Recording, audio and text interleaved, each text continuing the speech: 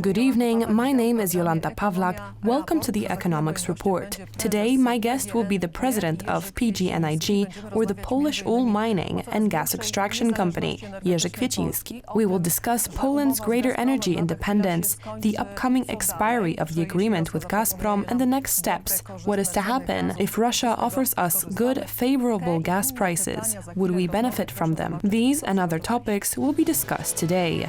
Gazprom revised the invoices for the gas we buy. This is the result of the arbitration, which was won by PGNiG. Polish energy independence is growing. Interconnectors are also important. My guest is Jerzy Kwieciński, president of the Polish oil mining and gas extraction company. Good evening, Mr. President. Good evening. On 30th of March, PGNiG won the arbitration with Gazprom for the gas prices in the Yamal contract. We had a verdict that said that these prices were overstated, that they were unrealistic and detached from the prices that exist on the market. The situation was such that the verdict was to force Gazprom to not only correct the invoices, but also return the surplus. This did not happen for a moment, and it was only in the media that the Deputy Minister of State Assets, Janusz Kowalski, appeared, who in an interview with Frost said Poland will effectively enforce its receivables from the assets of the Nord Stream 2 gas pipeline under construction in the wake of Ukrainian kerosene. Please tell me, was this a real threat?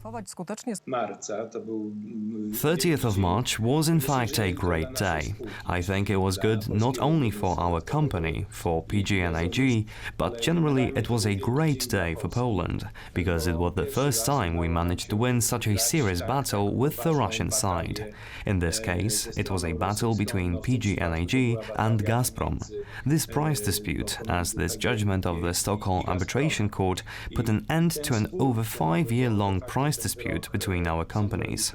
This judgment was very positive for us. The judgment concerned the price formula, the method of setting the price for gas. As you very rightly pointed out, the prices paid by PGNiG over the years were in fact non-market prices, overstated prices. Under this judgment, a new price formula was established, which was beneficial for us. The decision of the arbitration court automatically translates into the functioning of the agreement between us and Gazprom, and without immediate effect, we, as PGNiG, started to implement the decisions of the arbitration court on that first day. Did Gazprom also begin implementation? Of course. Please remember that this new price formula was established at the moment when the price dispute began, in November 2014. This means that on the basis of this decision, we can claim back the overpayment for the previous years and months between November 2014 and the end of February 2020. This formula also translates into our current settlements with Gazprom, and it is being consistently implemented at the moment. Mr. President, but you did not answer my question. I quoted a statement made by the Deputy Minister of State Assets, Janusz Kowalski, who threatened to seize the assets of the Nord Stream 2 gas pipeline under construction because there was a risk, as I understand it, that Gazprom would not comply with the judgment. This dispute, which was brought forward, is being conducted at the level of our companies, PGNiG and Gazprom. This dispute was not brought here on the level of governments, although it is known that the implications, decisions, or in this case, the ruling of the arbitration court have an impact on our direct relations between Poland and Russia. The ambition of PGNiG over the years was for our business relations to be true business relations. This applies both to gas prices and corporations, because I would like to remind that not only did we suffer from this in our relations, that these prices were too high, but also that many times this inflow of gas to Poland was stopped. We were never sure whether this gas would or would not flow to us. As it was recently the case, the gas that was flowed to Poland was damp with a lot of water, so it could not be used by us. What is the relationship with Gazprom now? Are these invoices already being corrected according to the arbitration judgment? We had a slight obliteration right after this verdict, but here I must say that we managed to explain everything in a relatively fast pace. What is most important, as if the first settlement that had already finished was the one concerning March, there was already a calculation made according to this new price formula, and I think that the same will happen in the following months. We will soon settle the counts for April and the following months.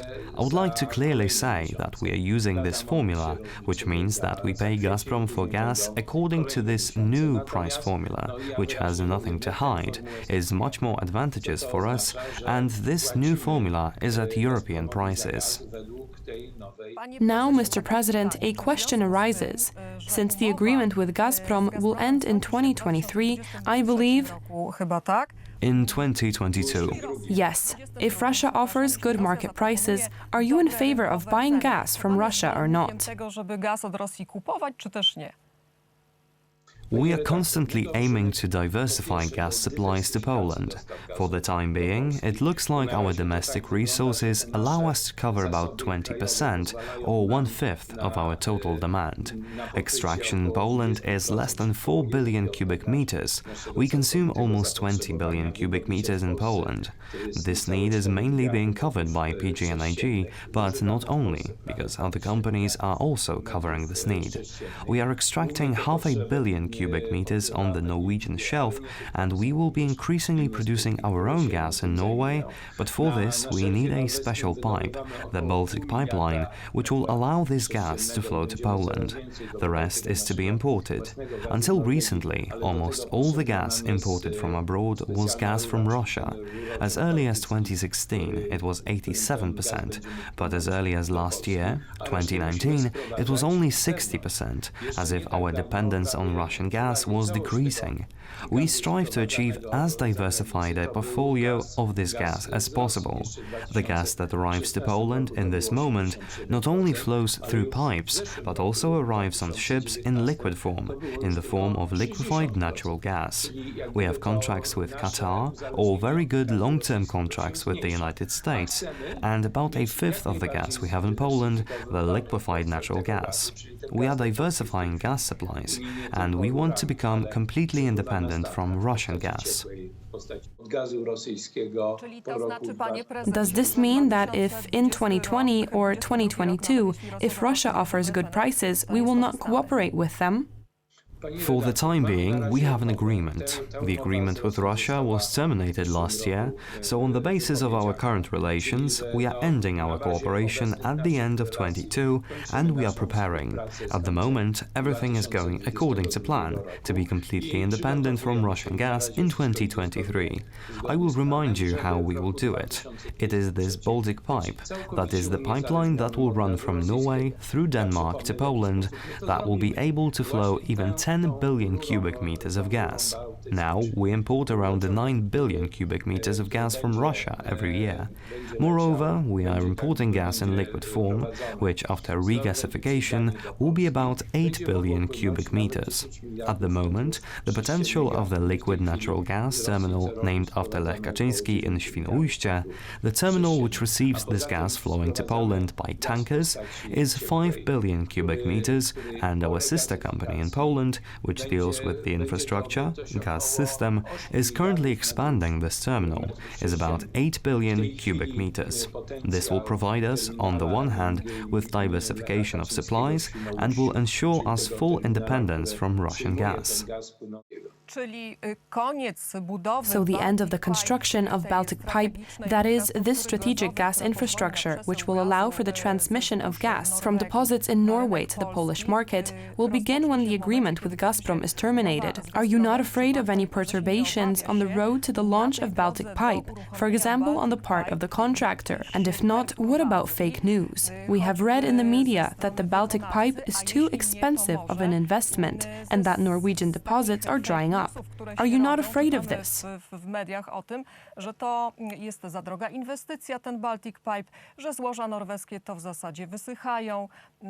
Czy w tę stronę pana obawy nie są kierowane? There is nothing on the market that is hinting towards the drying out of these deposits. The Norwegian shelf in Europe has the second largest gas supply after Russia. Russia has more or less 130 billion cubic meters, and the Norwegian shelf more or less 100 billion cubic meters. What is interesting, as the demand for gas in the world, in the European Union, in Europe, is constantly growing, this additional demand is currently being satisfied by the supply of gas in liquid form. The amount of gas imported in this way is comparable to the amount of gas that is imported to Europe from the Norwegian shelf. The diversification of supplies to Europe also takes place here. Please also remember that Poland is connected by pipelines not only by the Yamal pipeline, which flows from Russia through Belarus to Poland and further to Germany, but also has other connections with our neighbors. These are connections with Germany, with the Czech Republic, also with Ukraine. At the moment, we as Poland, as well as our partners from gas system, are working on connections by pipelines with Slovakia and Lithuania, the Baltic countries.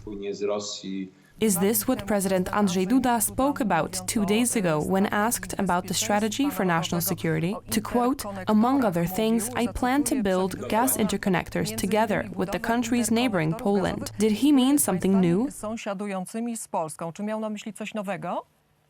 That is exactly what I am talking about right now. Here, President Andrzej Duda deserves high praise, as in this case he continues the concept or the strategy of late President Lech Kaczyński, namely that Poland should be safe. This is also in terms of energy, to diversify the gas supply, and this is what the connections between our countries are supposed to do. Please also remember that this undertaking is the most advanced project that is currently being implemented under the 3 Seas initiative, our 12 countries.